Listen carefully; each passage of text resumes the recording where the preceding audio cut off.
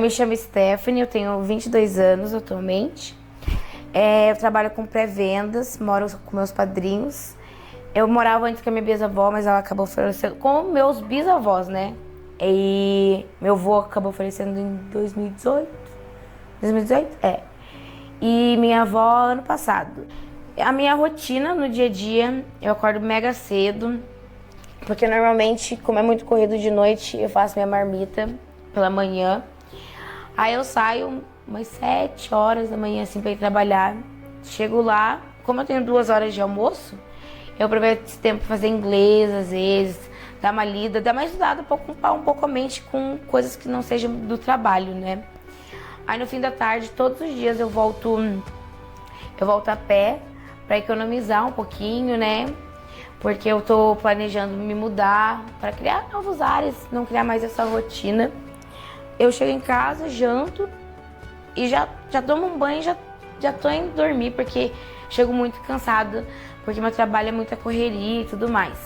Eu sou uma pessoa que serviria muito bem para pesquisa sobre toque, sou aberta, consigo fazer um autodiagnóstico de mim mesma, já ouvi isso dos profissionais, já lidei, já me tratei com vários, já tive várias vezes me tratando com psiquiatra, psicólogo, tomei remédio. Mas é assim, é que o meu caso é de toque, o meu toque é um caso severo.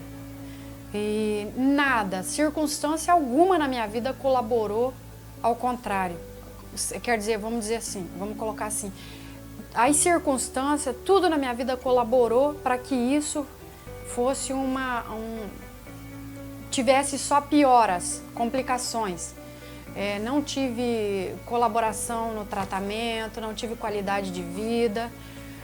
Tudo contribuiu para que isso piorasse, isso tomasse a minha vida de uma tal forma, inundou. Muitas das vezes, inúmeras vezes eu passei por depressão profunda. O portador do toque, ele é um sofredor de depressão. Para ele sobreviver, eu não sei se é o caso nesse caso, eu não sei se é de muitas pessoas, assim, da personalidade de quem tem toque. Ser muito sonhador, uma vez que é um prisioneiro disso, tem vontade de viver a vida que as pessoas vivem. E eu acho que a gente acaba sendo depressivo porque tem sonho de estar igual às outras pessoas, conseguir ultrapassar aquelas barreiras, aqueles limites. Então a gente se deprime porque está ali na tua mão e você não consegue ir adiante porque tem um bloqueio, tem um empecilho psicológico muito grande. E a gente, portador do toque, é muito influenciado pelo meio, o ambiente. Eu vivi num ambiente hostil, um ambiente com muitos irmãos, uma vida muito simples, pobre. Nada ajudou, nada colaborou. Eu sempre gostei muito de estudar, de ler, de escrever. Sempre gostei muito de cultura, filmes, livros, né? Totalmente ao contrário da maioria, de quase todos no meio onde eu fui criada. Eu me importo muito com literatura, com pensamentos, filosofias.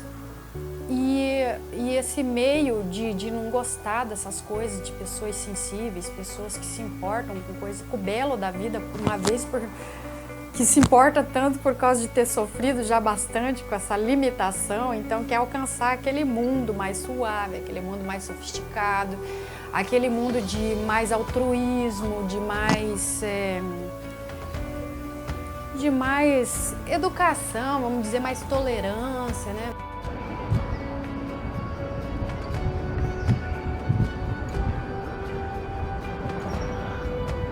Esse mundo é o que me importa.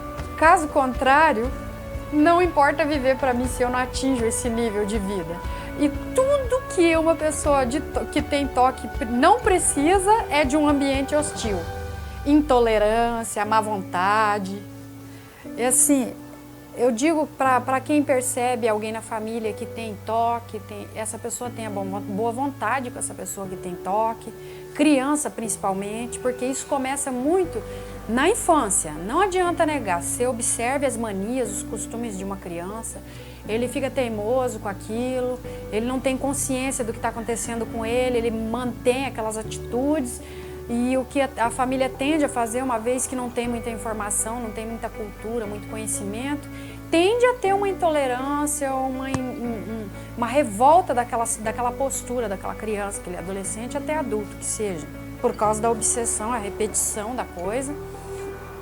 Mas ele tem um motivo para estar repetindo aquilo. Algo lá no psicológico dele, no profundo da mente dele, tá influenciando ele a ter esse comportamento e é obsessivo, ele não consegue dizer não.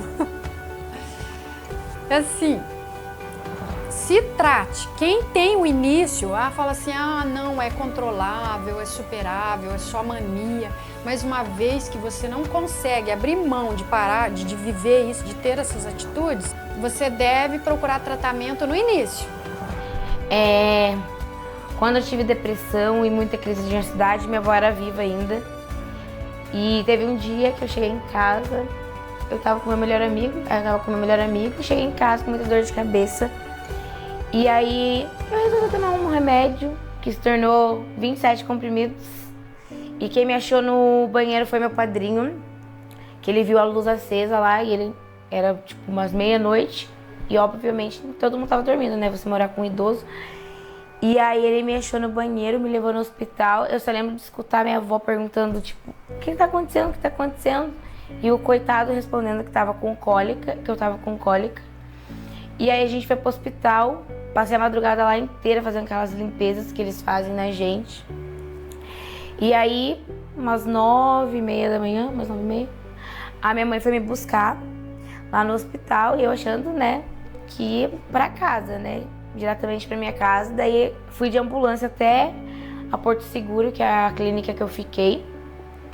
E aí chegando lá, entrei na sala do psiquiatra, ele fez umas perguntas, daí ele falou pra eu ir pra uma sala e eles fazem uma revista, né, e tudo mais. Eu guardei meu celular, né, como uma pessoa inocente, achando que ia ficar com o celular. E eles pediram o celular. Minha mãe falou que ia ser 2 dias, que se tornou 15 dias da minha vida. Aí eu tinha uma visão totalmente diferente, porque eu achava que era de um jeito e totalmente de outro. Entrei lá, a minha amiga Giovana, que fez lá, ela foi super, tipo, receptiva comigo, muito mesmo, porque eu tava em crise de choro, tipo, crise de choro mesmo. E aí eu fui conhecendo muitas pessoas lá, no decorrer do dia, mas eu optei por dormir, porque eu só queria chorar. E eu tinha a opção de ficar em quarto separado, porque tinha plano de saúde na época. Mas eu resolvi falar assim, não, vou lá conhecer as pessoas, né? Senão vou entrar realmente mais depressiva aqui. Conheci muita gente, muita mesmo, com histórias muito mais tristes que a minha, não se compara a dor nunca na vida, né? Tem amizades que até hoje eu carrego comigo. A parte mais difícil pra mim foi a parte de tomar remédio, porque até você aceitar que você precisa de um tratamento, que você precisa de uma ajuda, essa é a parte mais difícil. Mas às vezes as pessoas que a gente menos espera são as que nos apoiam. Aí eu fiquei esses 15 dias lá e nessa clínica a gente tem atividades, a gente faz, como que é o nome daquilo? Não é porcelana, argila. A gente faz pulseira, a gente joga vôlei, a gente faz esporte. Então as pessoas têm uma visão totalmente muito fechada ainda hoje em dia sobre pessoas estarem em clínicas. E muito pelo contrário, lá você recebe um auxílio muito bom. E quando eu saí de lá, eu não queria tomar remédio, tomei por um tempo só. Hoje em dia eu tenho meus altos e baixos, claro, todo mundo tem.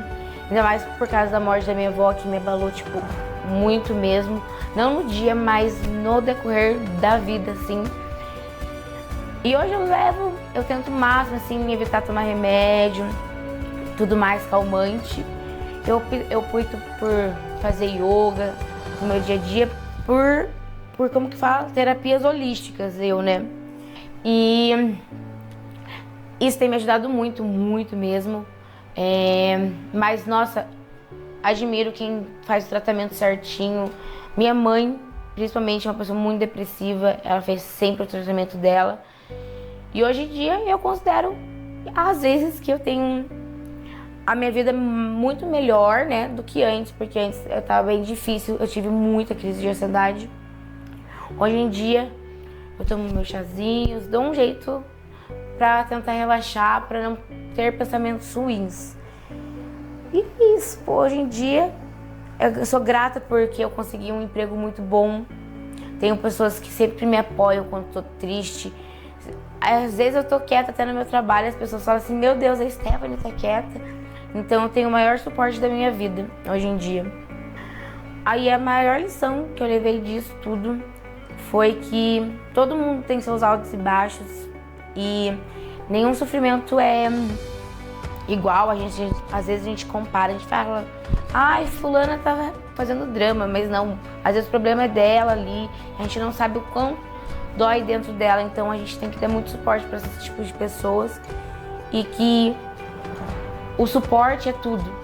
Quando você tem um apoio de verdade, assim, não da pessoa querer saber de curiosidade que você tem, um apoio de verdade, o carinho, o afeto, ali só você às vezes ficar quietinho com a pessoa, você receber o carinho, é a melhor coisa. Então eu acho que o amor que você recebe pode te curar de alguma forma. E o que eu passo para as pessoas hoje em dia é que se você está sofrendo de depressão, ansiedade, crise de pânico, milhares de coisas psicológicas, procure ajuda.